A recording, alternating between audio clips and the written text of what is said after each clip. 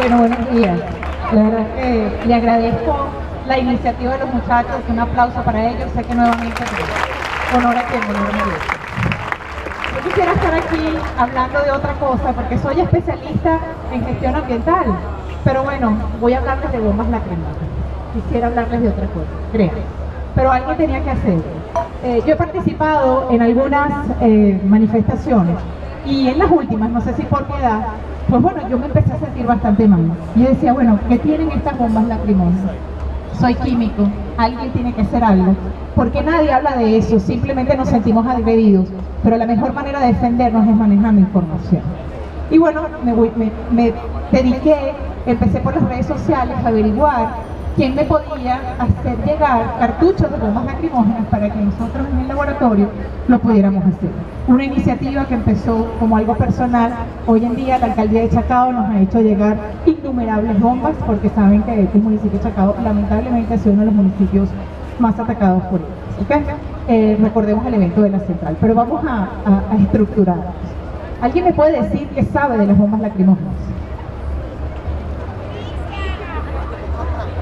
Ok, las bombas lacrimógenas se han usado desde la época romana con el gas pimienta, es decir, de la época cristiana 200 años más allá. Y lo que se quería era simplemente neutralizar al contrario, ¿ok? Bueno, eso ha venido evolucionando y en el 1914 los franceses utilizaron cloroacetona, que sabemos que es un químico potente, para defenderse. Esa es la evolución. En el 1915, es decir, un año más tarde, los alemanes utilizan eso mismo, pero en forma de cloruro, y lamentablemente lo utilizan por primera vez atacando en Bélgica a unos soldados, y 300 de ellos quedaron ciegos. A raíz de eso, en el 1935, se firma, 38 países firman el protocolo de Ginebra, negándose al uso de armas químicas. Bueno, es muy triste, pero tengo que definirlo. Las bombas lacrimógenas son un arma química. Bien, para que tengan una idea, yo me permití traerlas. Lamento muchísimo tener que hacerlo nuevamente, pero tenemos que ilustrarlas.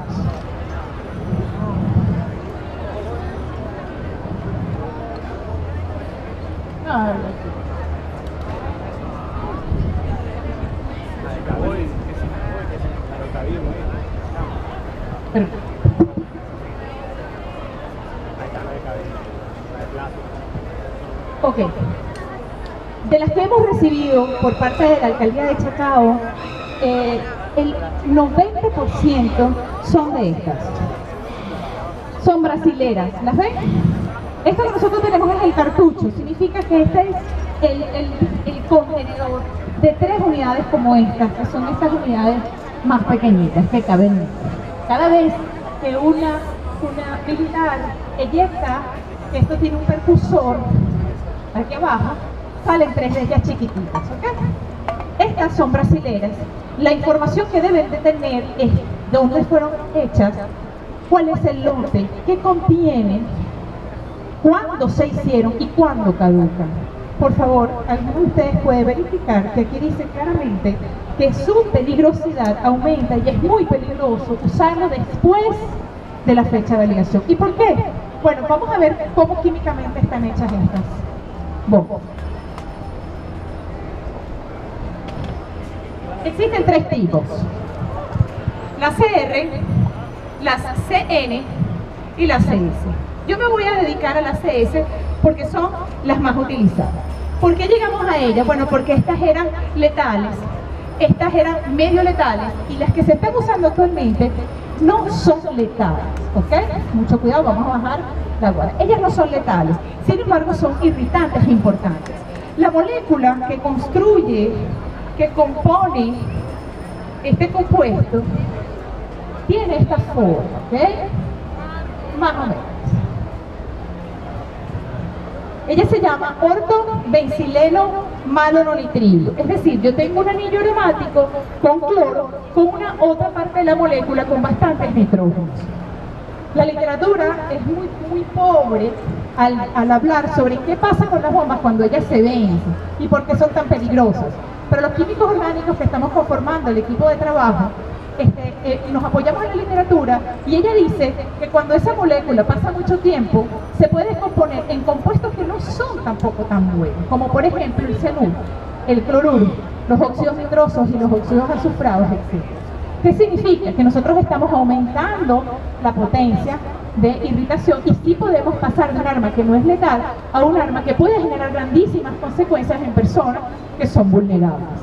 Otra cosa que encontramos es que muchas de ellas son las brasileras, pero el 80% están vencidos. Bien, también encontramos este tipo de cartucho, el ATL 324, que es gas pimienta y está prohibido y sí se utilizan. Y las que más hemos encontrado son las bombas lacrimógenas venezolanas hechas por David, y quiero que verifiquen por acá, no tienen fecha ni de elaboración ni de expiración.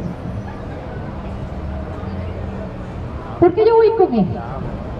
Porque si nosotros vamos a controlar una manifestación, tenemos que hacerlo siguiendo las normas. Si las normas dicen que tenemos que informar qué tipo de gas son, cuándo fueron producidas, que son peligrosas, y de instruir a la persona que las bombea, que es el agresor, tenemos que hacerlo, lo tenemos que hacer responsablemente. Otra de las cosas que también hemos encontrado es, lamentablemente, se han recogido bombas que ni siquiera fueron eyectadas. ¿Qué significa? En Chacao reposa un número de bombas que simplemente no las usaron, se acaba la manifestación, se retiran los agentes de seguridad y quedan allí. Las hemos recibido de barrenderos, las hemos recibido de personas amas de casa que después que sale el zaperoco se asoman y dicen, bueno, vamos a recoger esto como evidencia del ataque. Y ese mismo se evidencia en la Universidad Central de Venezuela. Este tipo de bombas tienen muchísimo tiempo que ya no se usan, son las que simplemente se les quita el precinto de seguridad y ellas se ruedan. Tendrían que rodarse. ¿Qué se hace aquí? Ok, volvemos a lo mismo, no son armas letales, pero va a depender del uso, la condición letal. Unos perdigones no son letales, ¿verdad? Pero honor a Geraldine, que hoy está donde está. ¿Qué significa? Y reitero, la idea de esto no es asustarlos, no es alarmarlos. Yo quisiera darle esta misma clase a los agentes del Estado, que son los que nos reprimen, porque ellos son los primeros que están siendo expuestos. Si ustedes han ido a manifestaciones, ustedes pueden tomar algunas acciones, que ahora vamos a hablar, pero uno ve, la policía no tiene ningún tipo de seguridad. ¿Ustedes los ven con mascarillas a todos? No, ¿verdad? ¿Quiénes son los que más se exponen? Ellos. Bien, como mi exposición tiene que ver con los efectos, ¿qué han sentido ustedes cuando han sido víctimas de las bombas lacrimógenas? Irritación, muy bien. ¿Fundamentalmente dónde? Perfecto, porque esa es la función, se le llama bombas lacrimógenas porque la intención es hacerte lagrimal, ¿ok? Pero tienen otros efectos que vamos a hablar, que se ocultan. No es que se ocultan, es que como arma química no se desea conocer. Hay mucho en la literatura que nosotros no tenemos acceso porque quien vaya escudriñando y este tema le guste, se da cuenta que llega hasta cierto punto. Lo demás es confidencial, es secreto y está resguardado por las fuerzas que las producen. Responsablemente, ¿qué países generan esto? Bueno, Brasil nos vende muchísimo. En mi juicio, el negocio redondo de Brasil con Venezuela se llama gas del huevo. Estados Unidos, Rusia y Venezuela. Bien. Efectivamente, cuando nosotros nos tiran una bomba lacrimógena, lo primero que sentimos es ardor en los ojos. Fundamentalmente, la acción va a la mucosa ocular. Bien, después va al tracto respiratorio superior, que incluye la nariz, la boca y el medio, donde empezamos a sentir esas ganas inevitables de toser, ¿verdad? ¿Y por qué tosemos? Porque se le dice gas lacrimógeno, pero no es un gas, es un polvo. Es un polvo que se distribuye en forma de aerosol. Estos contenedores tienen una guía, no sé si ven, el común de ellos, todos tienen como un huequito, ¿lo ven? Ellos se ensartan dentro de esta unidad. Cuando ellas, con pólvora, salen disparadas de la pistola, esa guía rompe el precinto y ellas salen disparadas. Y salen disparadas porque ellas emiten todo el gas que está dentro, porque la presión interna de esta bomba es muy superior a la presión atmosférica. ¿Qué significa? Que él va a eliminar todo lo que tiene. Para nosotros hacer un análisis es bien difícil en términos de científicos, porque yo necesito recuperar por lo menos 10 o 20 de ellas para tratar de agarrar lo poquito que en cada una de ellas quede. Y como ven, lo que yo más tengo es el carbón y la pólvora, por eso nos ensuciamos las manos de negro. Pero el polvo, es decir, el gas realmente que nos afecta, ese ortodibencileno malononitrilo, es completamente blanquecino. Por eso en sitios como en la central, una vez que terminó el ataque, ¿cómo estaba el suelo? Blanco. Muy bien. Bien. Si es un polvo y nos ataca las vías respiratorias y ese polvo es ácido y no es soluble en agua, ¿qué creen ustedes que sucede cuando ustedes lo inhalan? Ojo, no se disuelve en agua y es un polvo. Yo lo inhalo, ¿a dónde va? A los pulmones. Esa es la segunda reacción o la tercera, dependiendo de la frecuencia de la exposición. Entonces nos vienen ganas de vomitar, ¿verdad? Nos dan ganas de toser.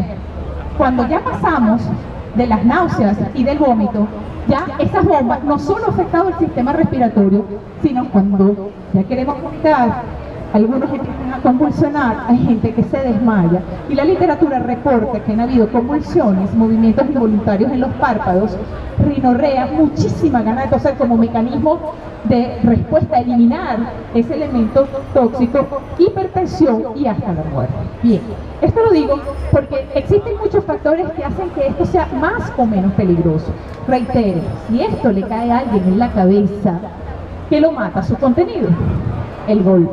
Podemos convertir un arma que no es letal en un arma letal porque no lo estamos usando bien.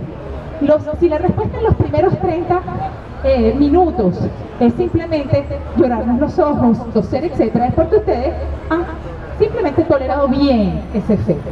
Pero si pasamos a las convulsiones, a la hipertensión, pérdida de la conciencia, a esa persona hay que retirarla rápidamente, llevarla a un centro asistencial, porque el efecto no solo atacó el sistema respiratorio, sino también el sistema nervioso. Importante. Bien, ¿qué tenemos que hacer? Vamos a ir por partes. ¿Qué tenemos que hacer? Uno, yo no vengo aquí a hablarles de esto, porque yo quisiera que ustedes se enfrentaran bien armados a una manifestación. Lo primero que debemos hacer es no provocar para no llegar al punto donde las fuerzas lo hagan.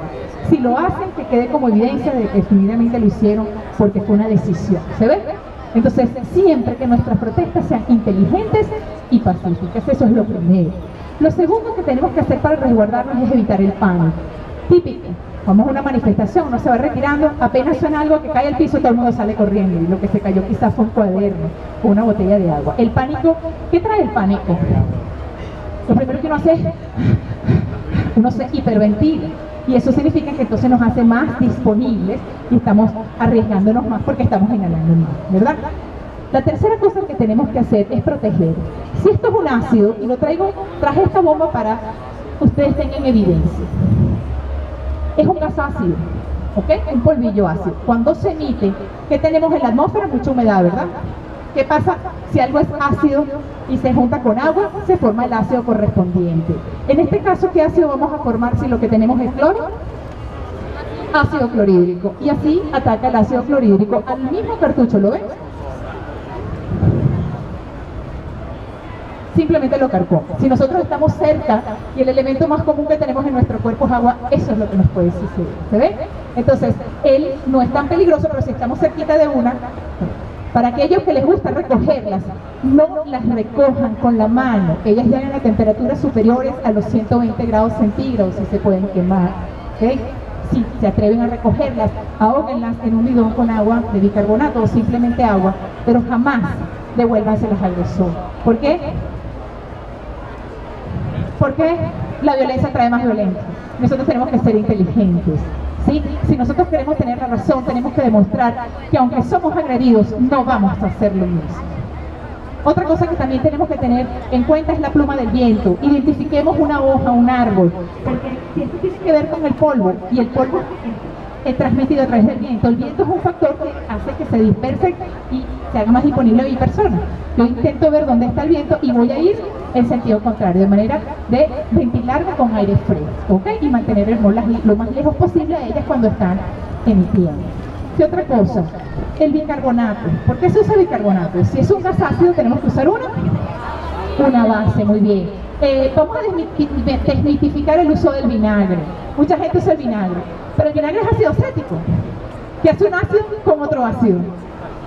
Se suma el problema, pero claro, la gente se siente aliviada porque es una cuestión sensorial. Como el vinagre tiene un olor penetrante, nosotros se distrae sensorialmente el cerebro, pero la respuesta es la misma y estamos sintiéndonos peor. No usen el vinagre.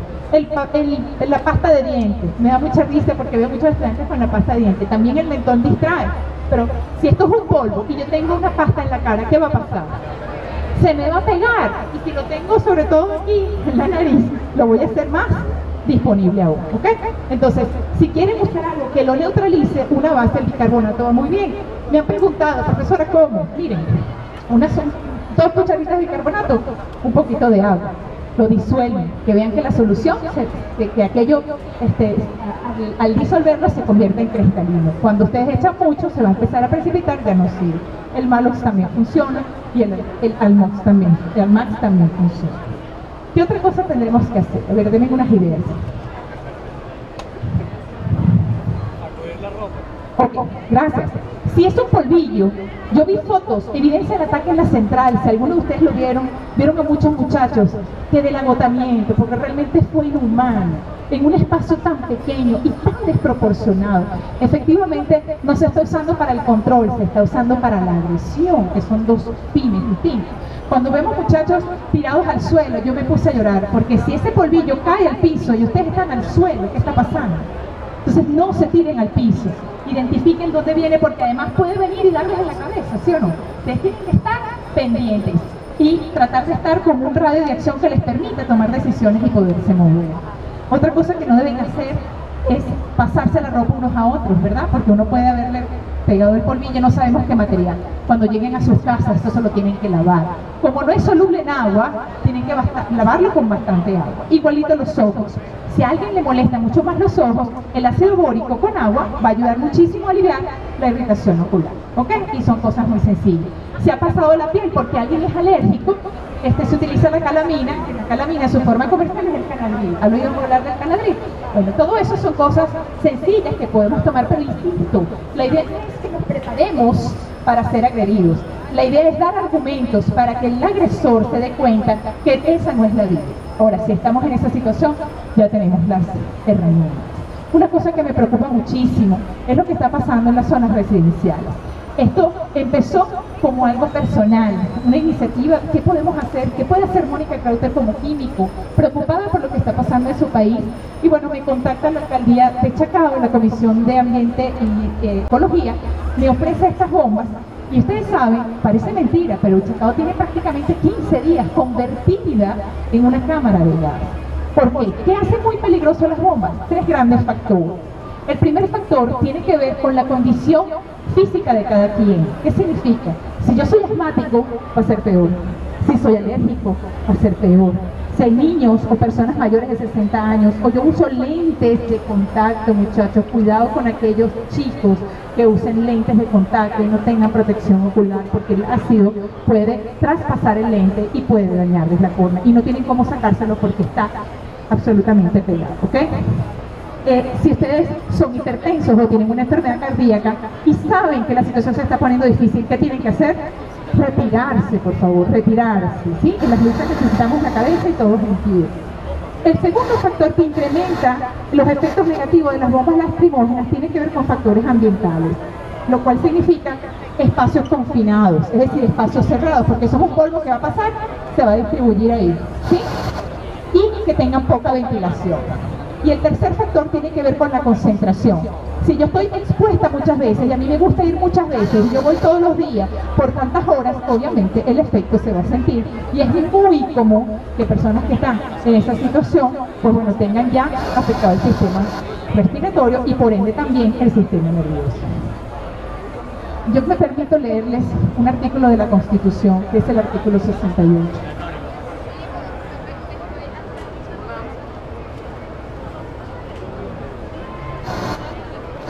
El artículo 68 dice así: los ciudadanos y ciudadanas tienen el derecho a manifestar pacíficamente y sin armas, sin otros requisitos que el que establezca la ley.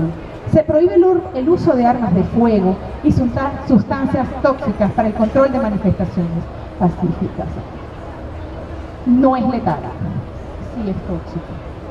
Del uso depende nosotros también al alejarnos de la situación de riesgo. No dejen de luchar, muchachos, saben cuánto los quiero. Reitero, no lo digo para que estén preparados para la guerra, es para que estén preparados ante una situación que no quisieran, pero ya tienen las herramientas para hacerlo. Como siempre digo, aquí están todos nuestros derechos. Derecho a la vida, lo tenemos. Derecho a la protesta, lo tenemos. Derecho a humanos, tenemos. Derechos a la educación, a la salud. Aquí están todos los derechos. Y esta es la Constitución y aplica para todos. ¿Sí? Por favor, exijamos nuestros derechos de manera inteligente porque ellos no se mendigan, se conquistan y se exigen. Muchísimas gracias.